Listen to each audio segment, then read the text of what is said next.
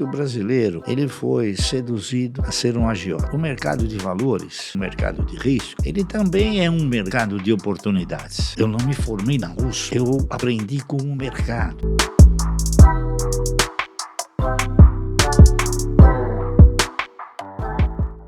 Existem exemplos mundiais que, se você for analisá-los, por exemplo, o crack nos Estados Unidos em 1929, grande parte quis vender e poucas pessoas compraram. O Warren Buffett foi um dos que comprou, tá entendendo? Então, quer dizer, isso mostra uma coisa importante, que o mercado de valores, além de ter uma definição de ser um mercado de risco, ele também é um mercado de oportunidades. Então, cada vez que se apresenta um fator econômico, um fator político, tá certo? Que possa conduzir os preços a níveis super atrativos, então isso se torna uma oportunidade. Como é que eu posso executar o movimento na hora que eu tenho que executar? Além de convicção, experiência, tá entendendo?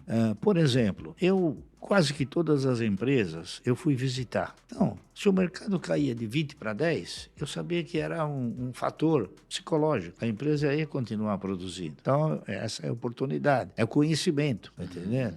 Eu costumo dizer o seguinte, eu não fui em Harvard, tá entendendo? Eu não me formei na USP, mas eu aprendi com o mercado.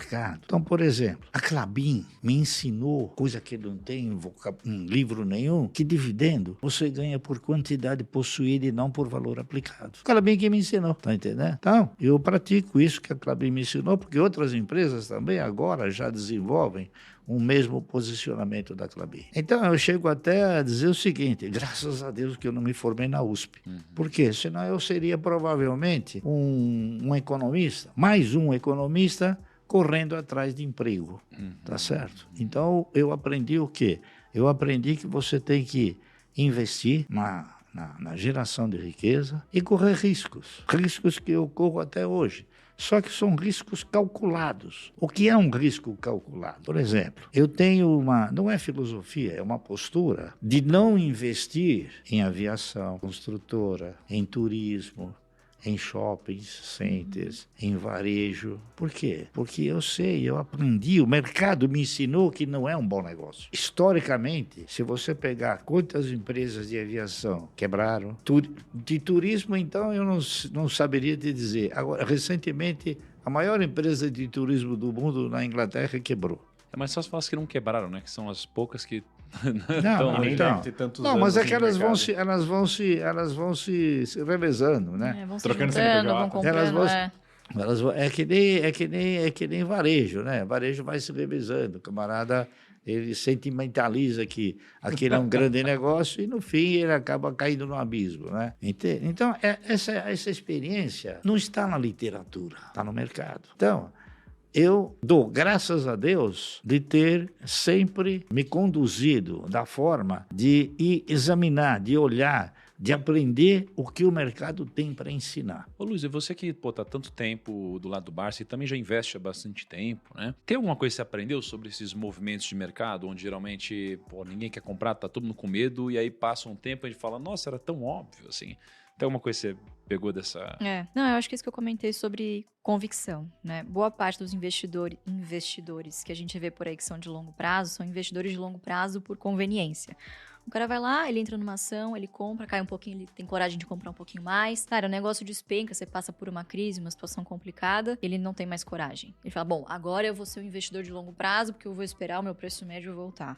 Mas se fosse por convicção, por exemplo, como aconteceu... Não, tô falando assim, é uma crítica construtiva. Sim, sim. Usando aquele exemplo de 2013, quando a Dilma assinou o MP 579, que foi considerada, assim, literalmente o 11 de setembro do setor elétrico. A Eletrobras perdeu em 3, 4 meses um valor de mercado de 8, que ela demorou 8 anos para construir. Meu Deus. Foi para R$3. Então, você imagina quem construiu um patrimônio nesses 8 anos, de repente você vê Eletrobras a R$3. Você teria coragem de comprar? Ele comprou. Só que hoje o papel tá 42, 43. Não. Sejam os primeiros. Veja bem, o que o mercado ensina. O que o mercado me ensinou nesses últimos 10 meses. Ele me ensinou que a referência de mercado mudou. Você sabe qual era a referência do mercado? O que fazia com que o papel subisse era a referência de mercado. Por exemplo, uma empresa, ela registrava um lucro extraordinário. Era uma referência para o preço subir, tá certo? Uma empresa divulgava um dividendo fantástico.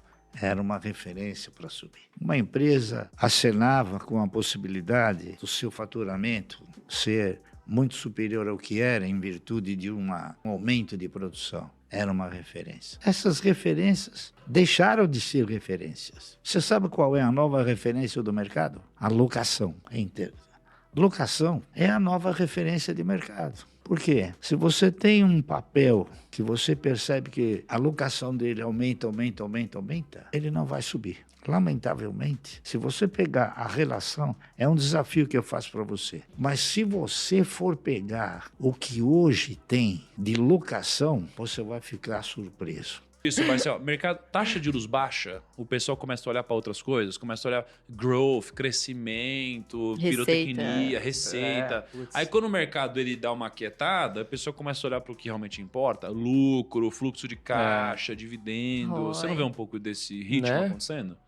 Eu acho que o brasileiro, veja bem, ele foi seduzido e conduzido a ser um agiota. Até agora, o brasileiro não se conscientizou que nós temos que construir um país que ele um dia esteja no primeiro mundo. E você só consegue construir um país que alcance o primeiro mundo investindo na geração de riqueza. Há pouco tempo atrás eu estava com um banqueiro e ele falou para mim, você aplica na renda fixa? Eu falei, não, eu uso a renda fixa. Porque eu não condições de pegar o dinheiro e colocar embaixo do colchão, tá certo? Já colchão para isso, né?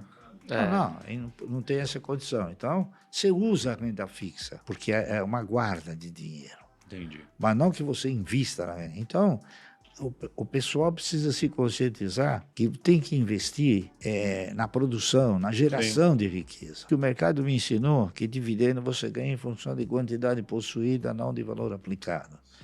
Então, com o dinheiro que eu vendi uma BSE, eu comprei 3 da Caixa Seguradora. Você acredita, de alguma forma, que as pessoas que elas sentam para aprender, sentam para estudar, adquirir esse tipo de conhecimento, você acha que no tempo existe uma diferença de quem, por exemplo, se dedica para estudar e de quem vai investindo só na prática ali, daquela cabeçada, ou não? Porque tem gente que acha que é relevante, tem gente que entende que é algo que traz muito valor, né? Você adquirir conhecimento.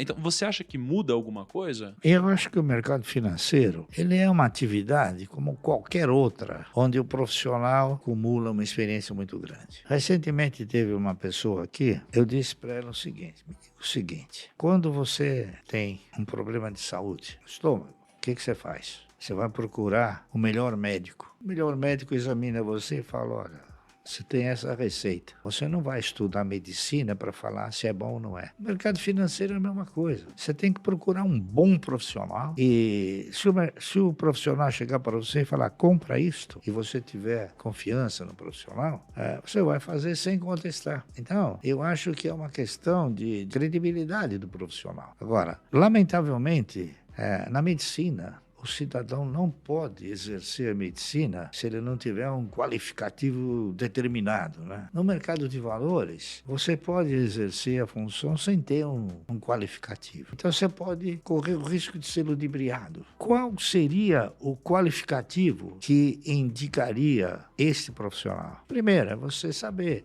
a trajetória dele. Por exemplo, eu já ouvi muitos profissionais falar sobre ações e não tem ações. Então, quer dizer, o cidadão ele tem que ter o quê? Uma vivência. E essa vivência, ela é demonstrada através do quê? Através da sua postura, da sua vivência no mercado, da forma como você interpreta o mercado, da forma como você é um vencedor. Não adianta você pegar e eleger um profissional que é um perdedor. Então, o que eu falo para as pessoas? As pessoas no mercado não têm ações, às vezes, muitas vezes. Então, eles vivem do quê? Eles vivem de corretagem.